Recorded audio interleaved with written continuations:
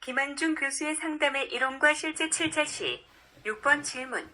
흥직 씨는 어린 시절 힘이 세고 거친 형에게 잦은 구타를 당해서 지금도 형이 너무나 싫지만 아직도 형의 요구라면 거절하지 못하고 주눅드는 자신에 대해 화가 난다며 상담을 받고 있는 남성이다. 최근 직장 회식 자리에서 여직원들에게 거칠고 짓궂은 언행을 하여 직장 내 성희롱 가해자로 오해를 받은 데 대해 억울함을 호소하고 있다. 내 담자. 저는 담지 멋지게 보여서 동료들과 더 친해지고 인정받고 싶어요. 6번 질문에 대한 직면 반응은 6번의 질문에 대한 김한중 교수의 대답. 형에게 맞고 자라면서 내 담자의 내면에는 힘이 세고 거친 존재가 우울한 존재이고 상대적으로 힘이 없는 존재는 열등한 존재라는 도식이 자리 잡은 것으로 보인다.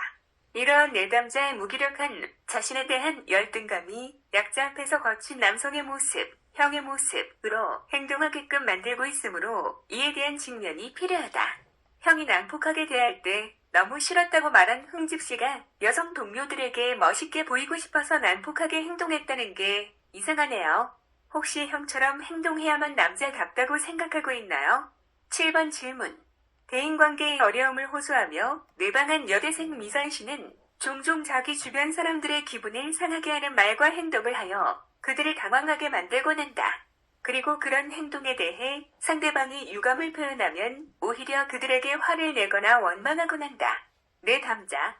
선생님은 유료 상담자이면서도 저에게 무관심이니까 상담자로서 자격이 부족하다고 생각돼요.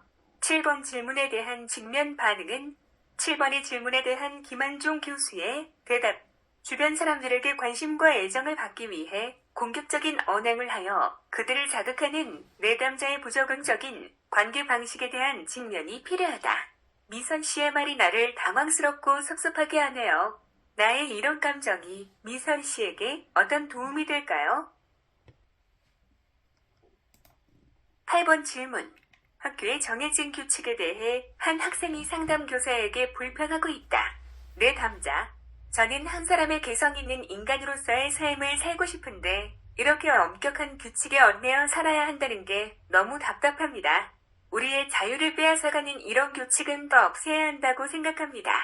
8번 질문에 대한 직면 반응은 8번의 질문에 대한 김한중 교수의 대답. 왜곡되고 편협한 인식 세계를 직면시켜 인식의 폭을 넓혀줌으로써 사회적 규범 준수에 대한 어려움을 감소시킬 수 있다. 규칙이 반드시 너희의 자유를 구속하기 위해서만 만들어진 것일까? 9번 질문. 대학 졸업 후 갓 입사한 신입사원으로 직설적이고 비판적인 언행으로 인해 대인관계에 어려움을 겪고 있는 남성이다. 내 담자. 회사 사람들이 저처럼 솔직하게 말하는 사람을 흉보고 목 괴롭혀서 난리예요. 9번 질문에 대한 직면 반응은 9번의 질문에 대한 김한중 교수의 대답. 현실 검증을 통해 내담자가 자신의 입장에서만 어떤 상황을 볼 것이 아니라 제3자의 입장에서 객관적으로 보도록 직면시킬 필요가 있다. 그렇게 생각할 만한 근거가 무엇이지요? 혹시 그 말이 사실이라기보다는 당신의 추측인 것은 아닐까요? 10번 질문. 이성 교제의 어려움을 호소하며 상담을 받고 있는 30대 중반의 여성이다. 내 담자. 저도 남자친구를 사귀어 보려고 노력을 하지만 제대로 되지 않아요. 이제는 결혼을 해도 별로 달라지지 않을 거다. 원래 사람들은 모두 외로운 존재다. 그러니 나는 남자친구가 필요 없다. 고 생각을 해버리게 됩니다. 10번 질문에 대한 직면 반응은 10번의 질문에 대한 김한중 교수의 대답. 이성 교제를 갈망하고 있으나 현실적으로 이러한 욕구가 채워지지 않자 이에 대한 대처로 자신을 더욱 고립시키는 방법을 선택하고 있다. 이에 대한 직면을 통해 건강한 대응 방안을 찾을 수 있도록 도울 필요가 있다. 남자친구를 사귀고 싶지만 마음대로 안 되니까 남자친구가 필요 없고 결혼도 별 의미 없는 것이라고 합리화를 해버리는 것 같아요.